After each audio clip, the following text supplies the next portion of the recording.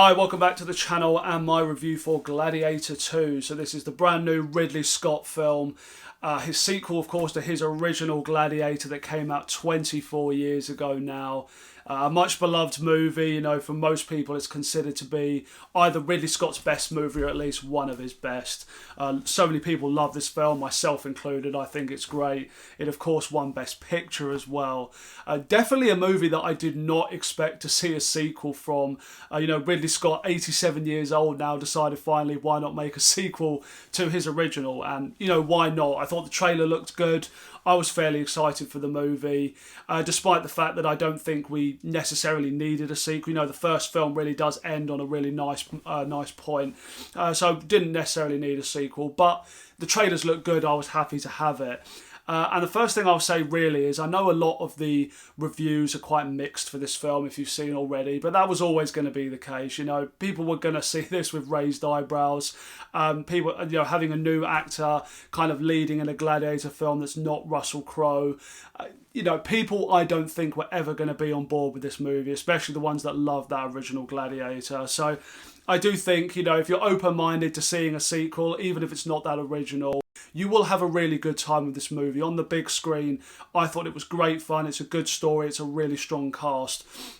And I definitely think it's worth seeing, so don't be put off by a lot of the mixed and negative reviews that you're seeing out at the moment. A lot of that is mainly to do with the fact that it's not the original. And you know, how is it going to be? You know, the original is considered to be one of the best films ever made. So go in with the expectations that it's a very good, fun blockbuster of 2024 and definitely worth seeing.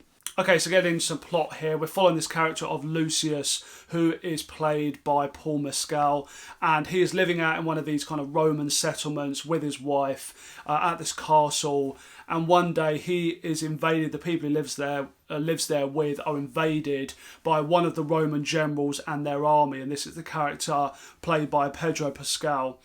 So they manage to take this area, kill a load of the people there, including Lucius's wife, and Paul Mescal's character of Lucius is ended up taken as a prisoner of war, taken as a slave, and basically gets the chance, like in the original, gets the chance to become a gladiator after proving himself worthy in combat, and basically acts as a slave but as a gladiator and gives himself a chance to not only be free again but also to have revenge on the general that killed his wife. So the setup for this film definitely is very similar to the original Gladiator, but I don't necessarily have a huge problem with that. To me, this really feels like what The Force Awakens was to New Hope. You know, it's kind of a gladiator film for the modern generation. You know, for younger people who haven't necessarily grown up with the original, weren't old enough to see it at the time or whatever. It kind of feels like a gladiator movie for now.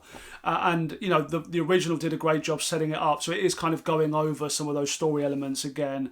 But I didn't have a massive problem with that. And I was very happy to see that in the second half of this film, once everything's set up and it all kicks into gear, it does start to go into a unique direction. And I thought it was really, really engaging. I was actually way more into the story and the drama and the politics of everything going on than I really thought I'd be. So once you get this character of Lucius, when he gets to the Colosseum and they've got the games planned and you're sort of seeing the kind of fight for power and whatnot that's going on within this Rome kingdom, you know, everything like that I found really, really interesting. And I think this is made all the better by the fact you've got just such a good cast here. You know, if you've seen the trailer, you've obviously got Denzel Washington playing quite a big role here as well. You know, his character gets a lot more story than is shown in the trailer. I thought he was going to kind of play a small character, but they obviously wanted to really utilise having Denzel, because I mean, who doesn't love Denzel Washington? So seeing him have this kind of playing this very slimy character here, I think it was really interesting to watch him, so entertaining in this role. Obviously, Pedro Pascal, extremely popular at the moment as the character of this general. And what I liked about this as well is I think when I saw the trailers for this movie, I was kind of worried that it was going to be sort of, you know, you got the good-hearted gladiator, Paul Mescal, and he was just going to be kind of waiting to take on this evil general. And I like that it kind of subverts expectation a bit.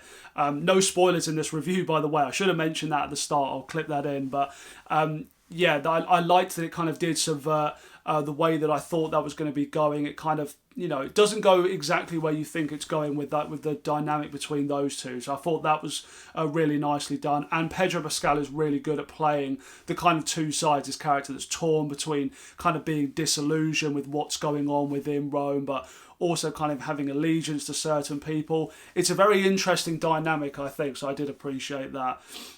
And of course, the character of Lucius you've got played by Paul Mescal.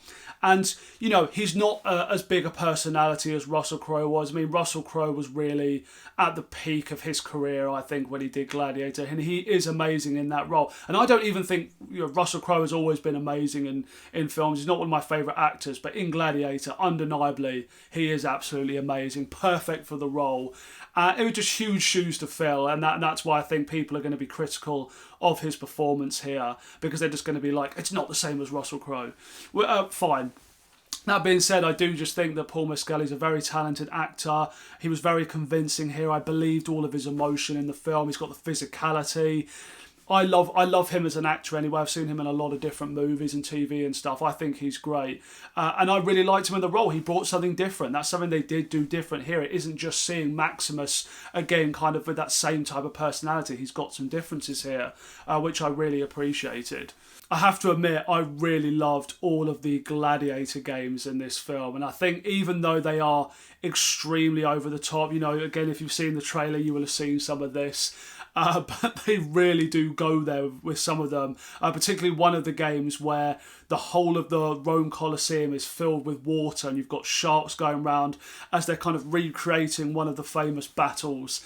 And yeah, it's an amazing scene to watch, even though I was watching it being like, this is kind of ridiculous, but also I'm enjoying myself so much watching this. So I kind of appreciated the over-the-topness of it. It made it really fun. I don't think it necessarily needed to be that grounded. I mean, the first film's not that grounded, really. When you think of the stuff that he overcomes, with the tigers, everything. So they do one-up themselves here by just going to another crazy extreme, fighting baboons as well, all this kind of stuff. But it's always good fun. The action is always really fun. It's brutal. The fight choreography is amazing as well. Some of the confrontations are really great.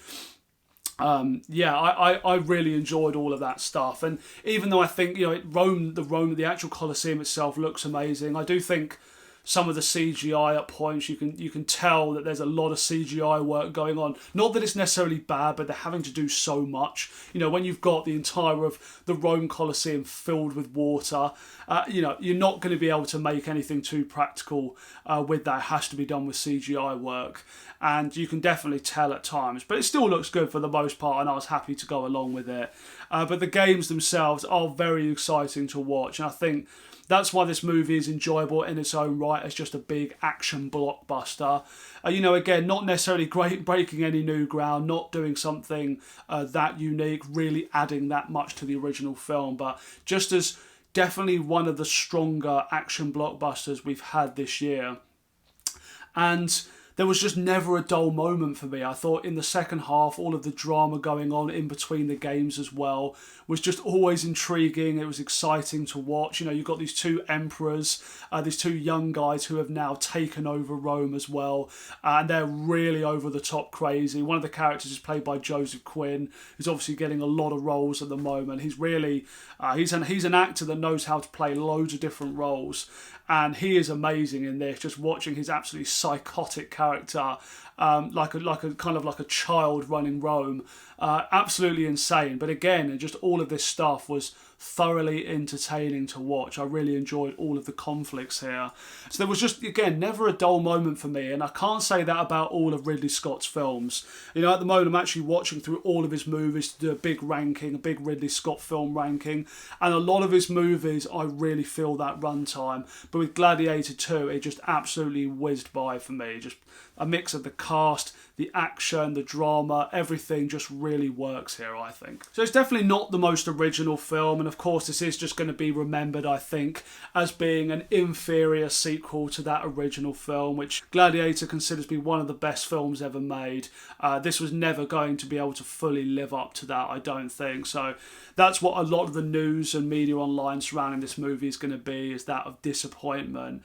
But I think that takes away from the fact that this is still, in its own right, a very entertaining movie, and definitely one of the stronger releases we've had this year. You know, it's definitely not a perfect film. I definitely think there are some mistakes throughout, like there's some more ridiculous moments, especially in the second half.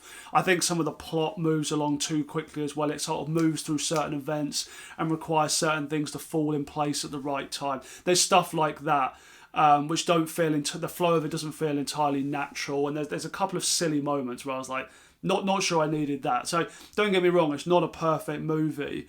But I think it's just that it was so much better than what I was expecting after seeing and hearing all of the reviews online. I left just being like, wow, that was actually really good fun. I actually really enjoyed it. So, you know, if you aren't going to just be annoyed at the fact that it's not as good as the original, I do still think this movie is worth checking out, especially on the big screen, because it is quite a visual spectacle as well. So do enjoy it there.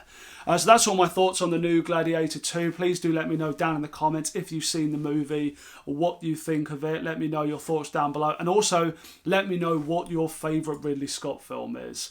So anyway, thanks so much for watching this video. Do take care, and I'll see you next time.